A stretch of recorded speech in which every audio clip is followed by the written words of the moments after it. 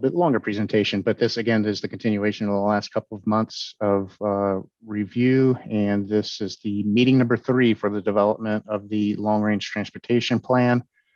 Just to revisit the schedule here, as shown in the project schedule, this meeting is intended to finalize the vision and goals and review planning priorities. Initially review planning priorities. A draft will be available at next month's meeting to authorize it and request to authorize a public review of that draft before approving the new long-range transportation plan at the August 21st meeting. Just a quick agenda. I mentioned this is a little bit longer slide. Here are the categories that we were going to be going over for this. We're going to be reviewing results of the visioning survey, the updated vision statement and goals, and then introduce the priorities and project selection criteria. Please note that there is a second round of surveying that's live right now to get input from the public on planning priorities. This survey closes July 11th, not July 10th, like it was noted in the meeting packet material. We extended that one day. And I'm happy to discuss that a little bit later on in the presentation here. Just to go over the visioning survey results, again, there's a lot of graphs in the meeting material. I don't intend to go over those, but they're there for if you want to address any specific questions related to those graphs. I do intend to have a high level of a summary of who responded and what we think we heard from the public during the visioning outreach. So who did we hear from? Almost 800 responses were received. Most answered all questions. Half of the responses were from year-round residents, and there were some category groups that are more representative than the island as a whole. Again, like I mentioned, there are charts included in the meeting material that demonstrate this, and I'll simply note that we received responses primarily from older, white, higher income homeowner groups than was representative in the island as a whole. That said, responses were generally in the same amongst all groups. So what did we hear? Most either drive alone or walk frequently. They like the island's paths, safe travel, and proximity to things. Concerns were primarily focused on congestion, number 1. Surprisingly, pavement quality was the number 2 concern, and there were concerns with or issues with traveling between the island and the mainland. Respondents liked the NP&EDC's vision statement, shown here in orange on the slide. There were concerns with this, such as the meaning of vehicle limitations. What did that mean? And there was, again, a need to address travel between the mainland. They wanted more investment in roads, paths, and in transit facilities. Again, clarity was needed related to vehicle limitations, and there was a lot of comments related to better management being needed to address congestion, pavement quality, and parking. Yeah. And I'm happy to skip over any of those graphs that are in subsequent slides here and go right into the vision statement. Unless there are questions from the commission, I'm happy to answer any of those. That said, I did try to break down a few things and introduce new material there. I'm not talking about it, but I'm happy to answer questions and go right to it if there are questions about what's in the meeting material. Any questions from commissioners on the material presented? I'm not seeing any. Okay, so pardon me as I shuffle through the rest of the slide deck here to get to slide 34. So we'll get to slide 34 here. And based on review of the survey responses and coordination with staff and the chair, edits are suggested for the vision statement and the goals. Changes are shown here on this slide, and reliable and affordable were added to the safe and accessible, to having a safe and accessible system. Vehicle limitations need some discussion and is a topic for this second round of surveying that we're doing to get better clarity on what that actually means. The sensitivity is being expanded beyond the character of the island, and that will be addressed when we go into the planning priorities. And it might be clearer to go ahead and review some of those planning priorities or get into that discussion prior to taking action on this vision and goals, just so there's context with these, and some of the questions might be addressed within some of the priorities falling into these goal categories. If it's all right, I'll go ahead and and start that review here. So I'm going to continue on to the priorities. Again, this is at the top of this slide is the edited vision statement. At the top, the edited goals are along the left-hand side of the slide. Priorities that align with each of these 5 goals are shown here, and I'll review each separately.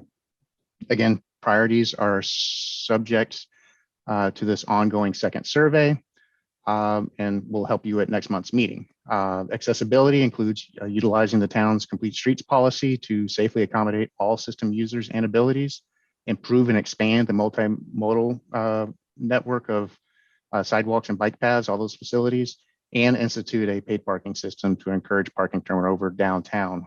With all of these align with the town's strategic plan goals. Sensitivity focuses on environmental impacts, climate change, and resiliency improvements. The airport has also long requested more compatible uses around their property. Greenhouse gas emissions were mentioned at the last month's meeting, and we do need to track emissions as part of our TIP, Transportation Improvement Program, per Mass DOT policy. So that's included within this goal category. Moving on to affordability. This is a concern we heard related to travel between the mainland. We can also invest in facilities and operations that reduce reliability on the automobile, which can have a positive influence on household budgets. Free fare transit has been discussed to incentivize use of the Nantucket Regional Transit Authority, and improving connections from the free out-of-town parking lot to downtown should help with costs. I should note that regional economic competitiveness, which is a federal planning factor that we need to address. Regional economic competitiveness is also related to this goal and could include cost of transport of goods. And we kind of mentioned that or alluded to that as far as commenting on the state's freight plan just now. Related to safety, the safety goals are will be better refined during the development of the Regional Safety Action Plan this next year. We will discuss incorporating a safe system approach into our planning practices and include better methods of evaluating project safety improvement as part of the TIP development and project prioritization. I'm going to gloss over this a little bit because this is going to be a huge topic of discussion over the next year about what safe system approach actually means. But there's a graphic here on this slide of it goes over the principles and goals of that strategy. Related to reliability, this relates to system operations. And this is, again, a federal performance measure for roads and freight movement that we need to include in the plan. Here is a goal. Here, the goal is expanded to include travel between the mainland. Vehicle limitation strategies are also included here, which we can discuss next month or even at this month. But I'll just note that we do have this second survey that's hopefully getting clarity from the public, but again, we can have a discussion of that. And I guess I'll stop there, Madam Chair. Going back to the vision and goals, is there the question of the commission from staff is there consensus that this is a good direction and provides a path to addressing transportation needs in the region? And I would ask, I don't know if you can take a motion or just spirit of the meeting or just some discussion whether this provides a good direction, or are we on a good path to addressing transportation needs in the region? We'll use this to help inform the finalizing of a draft document. Okay, questions or comments from commissioners on the vision statement? Yeah, Mike, through you, Madam Chair. I just have a couple questions well, you want to just talk about the vision statement now, Mary, or not some of the other stuff? Yes, let's talk about the vision statement now, unless your other questions would cause you to comment. Yeah, on it. well, okay, so the vehicle limitation issue, Mike, as I said before with you, our conversations, I just think that is going to be, I think that has passed. I think that issue is kind of worn out, and people realize that that's probably one of the most difficult things, if not ever, going to happen equitably. And I just think that bringing that into this through these surveys, it creates more questions. A lot of the people don't remember that 1998 article and that discussion back then that are here today. they're struggling just to make ends meet and pay for their, close to $1 million mortgage. I just don't see that as being something that would have any real outcome. But I like everything else. I just think that that's a little bit of an issue to try to sort of repackage that issue from 20 years ago and bring it back today. And I also, well, no, that's more of the other stuff, the other pieces, Mary. I'll just stick with that for now. Thank you, Nat. So we'll go to Wendy. Thank you, Madam Chair. Yeah, I guess I was sort of focusing on the connection between vehicle limitations and reliability, like what that didn't quite seem like the category for me, but I think I see that as problematic in the ways that Nat does, certainly. But I'm wondering if we have tools we can incentivize, like smaller cars or electric cars, or how we can, steer the fleet toward being, kind of what fits better. I love all these tiny little European work trucks that you see around now. Like, if the streets had more of those, it would be less, crowded, et cetera. I guess maybe I just wonder what Mike sort of really means by reliability there. Sure. Mike, if I can jump in before you do, I think this might have come out of our conversation. And, I had the same reservations about vehicle limitations because for a different reason. I don't think it's going to accomplish what people want. People say, we've got too much traffic, I'm backed up, it takes too long to get somewhere, there's too many cars. And reducing the number of cars doesn't necessarily fix that, because then the people who want to go somewhere just have to, use the fewer number of cars more often. And so what we were thinking was that what people really want is for the transportation system to be reliable, so that when they leave their house, they know how long it's going to take to get where they're going to go. They're not going to be sitting in a long line of traffic. They're going to be able to anticipate what their trip is going to be like and make their plans accordingly. And I think that was the translation that we made between vehicle limitations and improved reliability, was that really what people wanted was just to not think about how to accommodate their desires to move around with a system that wasn't working for them. Mike, do you want to jump in? No, you're exactly right, Madam Chair. Reliability is to ensure that the system operates as expected, that there's not any type of significant delays, and it creates travel times beyond what the system was designed for. So that's what reliability means.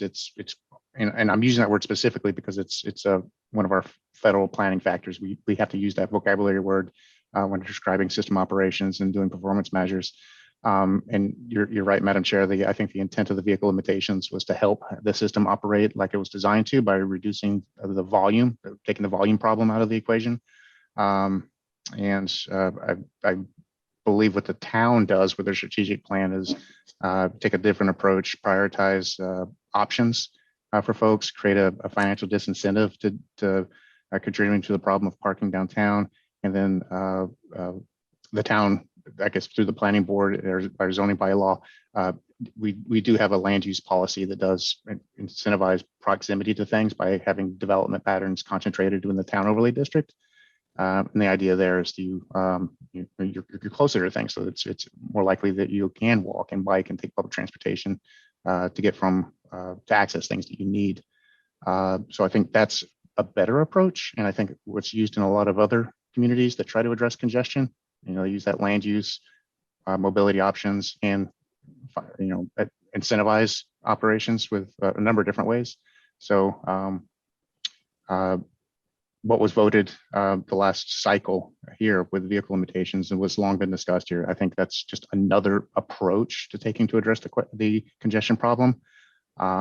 If the desire is to take that out, I'm happy to remove that if it's felt that that's not appropriate anymore. That said, the second round survey does ask the public what they believe vehicle limitations are.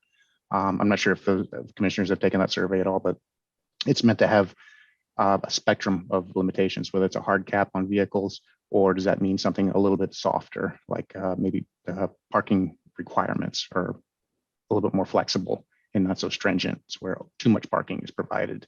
So we're accommodating the vehicle too much. So it's those types of array of options are out there. And we can discuss that at the next meeting, or we can also remove this language from the vision statement if it just felt to be inappropriate.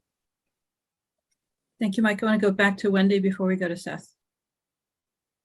Oh, thank you, Madam Chair. My one last thing I forgot to mention was I just wondered where taxis and rideshare fits into this, and if it's part of, that we want more of or less, because I think the last time we kind of talked about all this, there weren't the degree of options that there are now. And if we could control costs on that, it would be a nice solution for people to move around. So, open-ended question, sorry. Thank you, Wendy. Madam Mike, Chair. Sure, Madam Chair. I can, if it's okay, I'll just cycle back to the accessibility portion of it, and that's to improve and expand multimodal networks.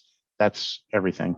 Bike, pedestrian, transit, things that I can't even think of. I'm not even going to, I'm going to mention urban air mobility, futuristic ways of getting around it, which is not on anybody's radar just yet, but might be sometime in the future. So, But like Uber, that's part of that. There's some very sci-fi kind of mobility options that we're told are right around the corner. Uber helicopters, that kind of a thing, those drone type of air taxis. It's discussed. So we don't really get too specific with it on here, just, having that as a multimodal network, just don't want to paint ourselves in a corner. so nothing's excluded, even though not everything is specifically mentioned. Is that what you're saying, Mike? That's a better way to say it. Yeah, correct. Okay. All right, we'll go to Seth. Thank you, Madam Chair. I have a full point, but just quickly, I am a commercially certified remote pilot from the FAA, and I can assure you that urban air mobility is not happening in this planning cycle. I hope it does happen at some point, and it's fine to keep it in, but not within the life of this plan for sure. But getting back to my main point, I think where I see the crux of it is it's not necessarily vehicle limitations, but it's disincentivizing personal vehicle use.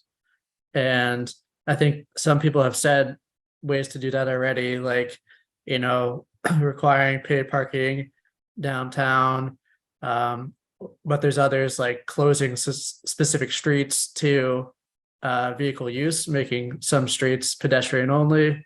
And then there's a whole slew of these things. And then there's a whole slew of things on the incentivization of other modes of transport, such as making buses free, legalizing micromobility, hopefully getting drone transport all around the islands. But there's a whole lot of disincentivization we need to do and incentivization we need to do if we're ever going to deal with the congestion issue. Thank you. Thank you, Seth. Mike, let me ask you a question to determine whether or not it would be appropriate. If we changed it, instead of saying with vehicle limitations, to say with vehicle use limitations, would that be, moving us in the direction that we want to go? I would say yes. I would say that it even aligns with the town strategic plan. I think that's explicit in one of their goals is to more specifically reduce the rate of single occupancy vehicle use. Not just driving, but just driving alone, do more efficient things like carpooling or things like this. Okay, so keep that in the back of your mind. So we'll go to Dave. I just wanted to ask you, Mike, about the paid parking. Sure. Is this on here because it's part of the select board strategic plan, or can you help me understand that? Sure, that was the last planning cycle 4 years ago when this long-range transportation plan was updated. That was an initiative that had support from the region. It also had support with the local select board. It's a practice that's part of the equation on addressing congestion to, again, as Seth had mentioned, disincentivize certain uses and taking perhaps revenues from that operation to subsidize areas we want to incentivize, such as free transit fares and it better, have a revenue stream for expansion of paths and improving sidewalks, that kind of a thing. And that's in line with the states. I think there was a municipal modernization law that was approved a number of years ago. They created a parking benefit district, and this parking management and paid parking is to take advantage of that state statute. All right. Yeah. I mean, I can't deny income, but I feel like, you can see it in town. Enforcement solves the parking issue. So I just don't know how paid parking is going to make it better. I think it's actually going to make it worse and make it just accessible to people who can afford to pay $30 or $40 a day to leave their car there. And that's what concerns me. But thank you. Thank you, Dave. Barry? Thank you. I'm going to have to agree with Nat. I mean, Mike, we've been through this before, and the whole idea of imposing vehicle limitations just in the way it's stated right now is highly problematic. I mean, we've seen that fall apart because the concept is everyone else gets out of their vehicles except for me, and now we've limited the vehicles. Thank you. It serves to be a bigger problem area, gets people inflamed in the process. You start adding disincentives on here, and again, it works well for everyone else, but how does that work for me is where this always seems to boil back down to. We've got to do better than vehicle limitations. I'd probably suggest, if you do nothing else, highlight that thought, and let's come back to it next month when we have the public review. Once the public review is pretty much being closed, who knows? Someone out there may have the best idea none of us have thought about, and I want to just shut it down at the moment. The second point is that we need, I believe, as a town, if we really want to be sincere about this, is get away from the carrot and stick approach. Let's stop beating people for having a car. The solution here is, and where I think you'd find people saying, okay, I'm good with trying this, is if you can come up with something that both in terms of the cost of getting from point A to B and the time it takes to get from point A and B, if you can come relatively close to those two things when a person jumps in their car, you'll probably have a greater buy-in. But if you're going to make it such that, oh, okay, if we're going to rely more heavily on the bus system, I know if I want to get to certain areas that are just slightly out of the downtown core, I need to prepare to spend almost about an hour going on a bus that will go in town, and then another bus that's going to go out of town to my destination. I don't think people are going to do that realistically. Everyone else should, but where you have improved reliability, maybe we want to put in improve infrastructure reliability, because there's a great key to solving the traffic situations and the congestion that we currently experience.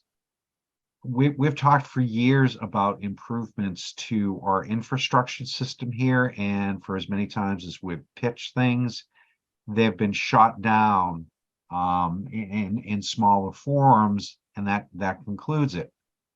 And we've recognized that when we look at those things, like for instance, the Milestone Rotary, it needs to have improvements done with it. So we need to re-engage on those levels. What you're seeing right now is people, and I've watched it with my own two eyes, where they're trying to get from point A to point B. They recognize the congestion pattern where they're in. What do? They get off the main road and start taking the feeder roads. So here we go. They're just trying to get from point A to point B, but in essence, it looks like everything else is getting progressively more clogged up. So I think that needs to be that focus in here, is improving our infrastructure in the way it is right now. And let's be serious about it. Those changes that we have not implemented are they become a cold, harsh reality, and maybe even get a little worse every year. So anyways, thank you. Thank you, Barry. I'm going to jump in with sort of a counterpoint. Not sure it's a disagreement, but a different way of looking at it before we go back to Seth. If we simply improve infrastructure to increase capacity, we're not going to solve the problem of congestion, because as soon as the infrastructure allows free flow of traffic, more people will be incentivized to go back to those intersections. As Barry said, some of them are finding alternate routes or perhaps alternate times, or perhaps other measures to avoid the traffic. When they don't have to do that, they will go back to the lazy, easy way of doing things, which is the direct route whenever it's convenient. And the more capacity we build for that, the more we are telling people that that's what we want them to do. So I would not rely solely on infrastructure improvements with the expectation that we're going to solve congestion problems. It has been shown time and time again through studies that that doesn't happen. Thank you. Barry, do you want to respond? Apologies to Seth. I just want to make sure that we continue this. Yeah, that's okay. Madam Chair, you and I are going to agree to disagree fervently here at this point. We have known for years that by failing to do absolutely nothing with our current systems, that this scenario that we see today was going to be very much alive. I think you need to give those a chance. There are times when I hear that, I feel like I'm back to that old phrase, build it, and they will come. They're not gonna come for our improved roadways. So I think we need, it's one of many tools that need to be in the toolbox there. But I think there has to be an understanding of what is the psychology behind that person behind the wheel, and how do we address that psychology with them on a number of different levels. I mean, because the other thing too is what I've witnessed is when you tie traffic up that badly, the moment that person clears that intersection, their foot's going on the floor at this point to make up for the lost time in between. So not only is it a matter of things are moving much more slowly and congested, you're frustrating your drivers and putting them into a situation where they're forsaking safety over time. So like I said, I don't want to let that off the table that easy. Thank you. Thank you, Barry. Seth, thank you for waiting. Please go ahead. Thank you, Madam Chair, and no problem at all. I have a relatively specific comment, but it's related to when you said vehicle use limitations. I think that is close to where we're trying to get. Still not sure limitations is the right word, but I think that we need to be more specific than that. In my mind, it's really this personal or single occupancy use that is the biggest problem. Carpooling is great. Businesses need transportation. When I see 3 or 4 people in a work truck rather than all driving their personal vehicles to a site, I think that's great. The problem that I think clogs up so much of Nantucket's roadways is every single person driving alone in a car. And so, the vehicle limitations is sort of whatever. If someone wants to have 10 vehicles at their house and park them all, but only ever drive one of them, I don't care. But the problem that is for me is that if there's 10 people staying at the house, they're all going to the same place and they all drive each of those 10 cars. We need people to drive together or to take buses or other forms of transit if we're going to solve this problem. So it's really, for me, disincentivizing individual use. And I hear what Barry's saying about infrastructure, and I think infrastructure is in many ways. I hear his point about the wave bus. Like, for me, that's a reality. I would love to take a bus to work every day, but the nearest bus station to my office is 2 miles away. So I think we do need to not only do things like make the bus free, but we need to drastically expand the routes and the times and the schedule. And so, I mean, when we do that, we'll get better results. But for me, it's really that personal vehicle use that's the problem. Thank you. Thank you, Seth. Mike, would you clarify for me? So this is the long-range transportation plan. It is a 20-year horizon, even though we revisit it every 5 years. So this vision statement is really for a 20-year period. Is that correct? correct, Madam Chair, by federal statute, it's at least a 20-year planning horizon, updated every 4 years. Every 4 years, okay. So that's one thing to keep in mind as we consider the language in this, is that the statement is really looking at the very big picture, the longer term. And if we get into some of the details, that's where we're talking about the goals and the actions. So we want to avoid crowding too much specific language into the vision statement. Yeah. Nat? No, I agree with you there, Mary. Just to kind of like cycle through this conversation, just kind of a simpler way. We built one roundabout, 2007. It's 20 years this year that we tried to build one at the high school. 20 years.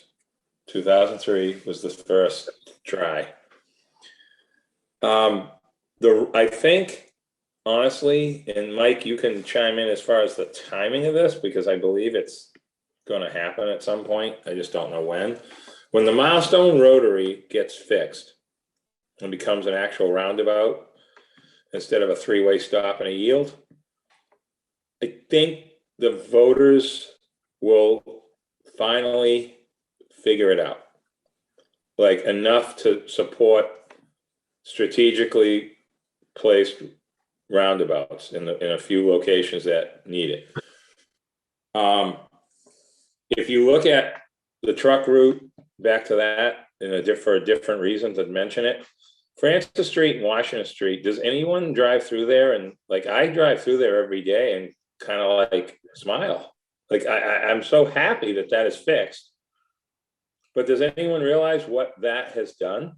That hasn't made cars go faster or clog somewhere else. They just gradually, slowly go through. You can see the bikes, you can see the people.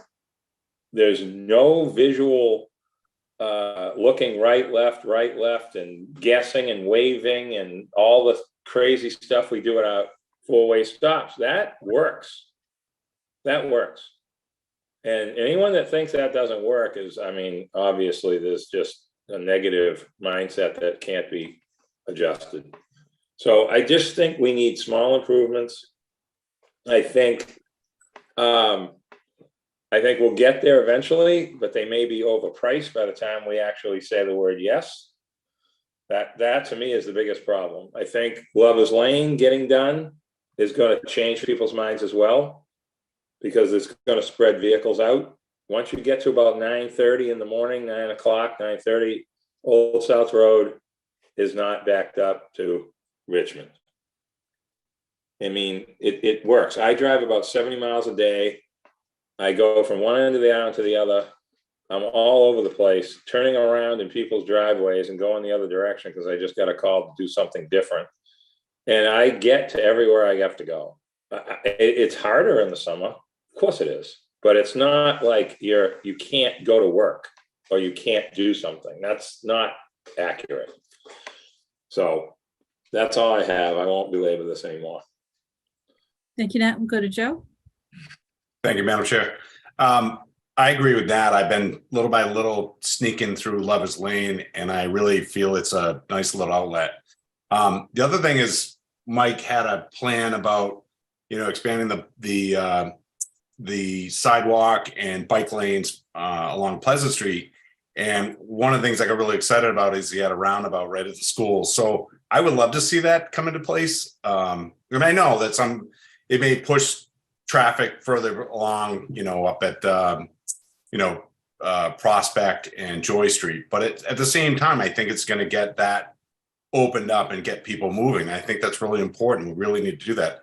And, I was in Ireland, I don't know, it was 8-9 years ago, and everyone knows how to use a roundabout and no one freaks out about it. They all do it efficiently, calmly. They even do it backwards from us. But they work, and they work really well if everyone knows how to use them properly. And I agree with Nat.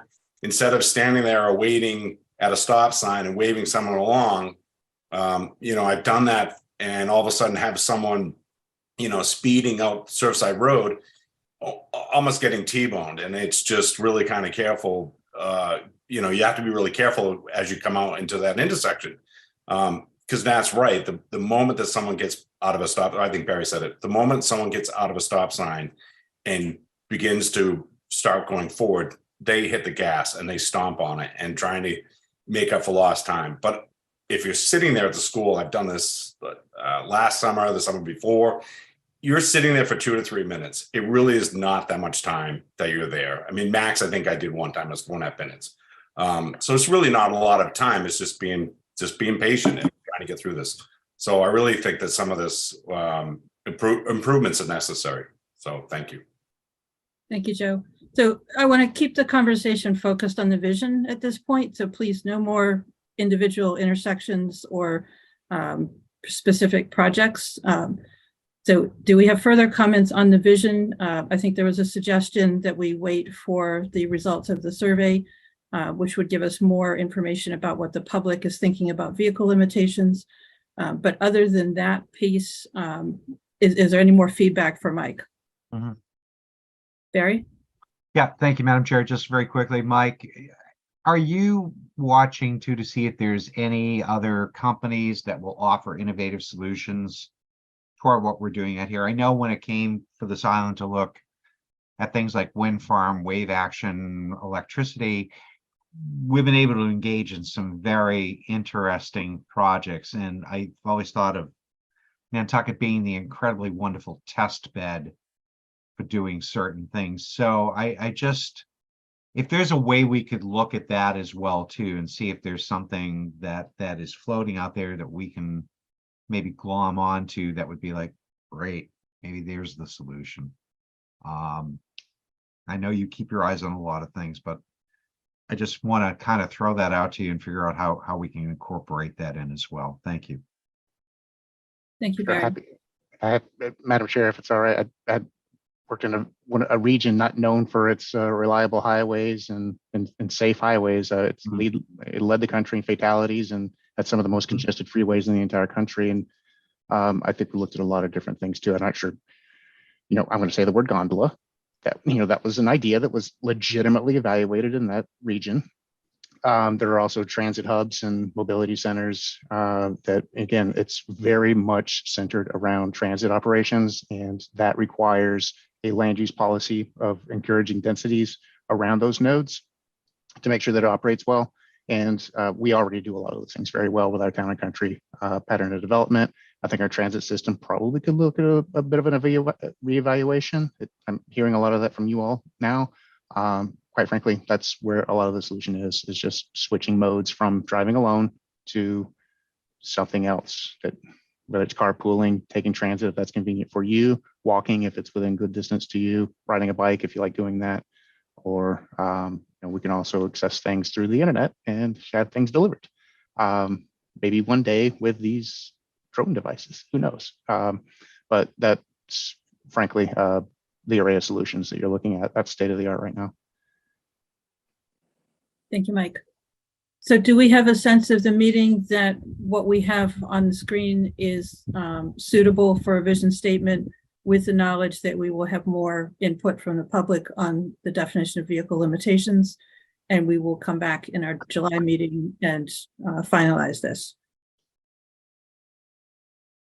Yeah, I mean, I think so. I think so. We just have to alter that a little after the next round of survey. Maybe come up with a slightly different word than limitations, alternatives, or some other word that could make it less pointed, directed to something, misleading. Okay, that would be my opinion. Thank you, Nat. Any further comments on the vision, or any different approaches that we want to take? And if not, Mike, please continue with your presentation. Thanks, Madam Chair. Be sure to work with you over the next couple of weeks and with other staff to refine that a bit. I did mention we're going to introduce those planning priorities, which I went over. The other component to that was project selection criteria, just how do we prioritize projects? I'm I can answer more specific questions related to project selection next month. This table is from 2019, and the criterias aren't intended to change too much of this planning cycle due to time constraints. And if it's acceptable, this will be a priority over the next year and going forward, which also should be incorporated into the town's capital planning process to align those two processes. Project scoring is required to be aligned with the vision and the goals to ensure that they're achieved, and we'll try to do that better going forward. This is a table again from 2019, the priority of projects as they were prioritized last planning cycle for our roadway network. Intersections, corridors, and future paths are included. I do need to revisit this table, but like I said, the scoring criteria is not going to change too much this planning cycle, just not enough time to do it. The action plan, which is at the very end of the plan, includes anticipated funding that's currently shown here with the funding just distributed equally among intersections, corridors, and paths, focusing on accommodating all users per the Complete Streets policy. This is the new funding amounts for these bands of time going out to 2044 that we have from SDOT as our anticipated funding revenue goes out to 2044. This LRTP does have additional funding in it compared to 2019. The recommendation that staff is going to provide is to continue to provide the equal distribution of the funding for intersections, corridors, and paths. I should note that transit facilities and their operations are not shown here and will be included in the draft. I just don't have those numbers just yet. So just to wrap things up, the draft will be presented to you next month, July 17th. Staff will request that the draft be available for public review through August 21st when it needs to be approved. There are additional slides related to current conditions at the end of the packet material, meeting material here that are still in development. I didn't really intend to review those, although I could answer questions if there are any, Madam Chair. And I would be very, well, it would have been better if I would have had a QR code or something here to encourage participation in the prioritization survey that's ongoing. I can say, please try to visit or use the links in the emails that we've sent to you, or go to nantucket-ma.gov/LRTP for long range transportation plan to participate in that survey. So thank you, Madam Chair. Thank you, Mike. And I also wanted to say thank you to Raisa for the Mass DOT's work commenting on the plans that we've been trying to push through very quickly. So thank you for turning those around. Thank you. All right, Mike, that is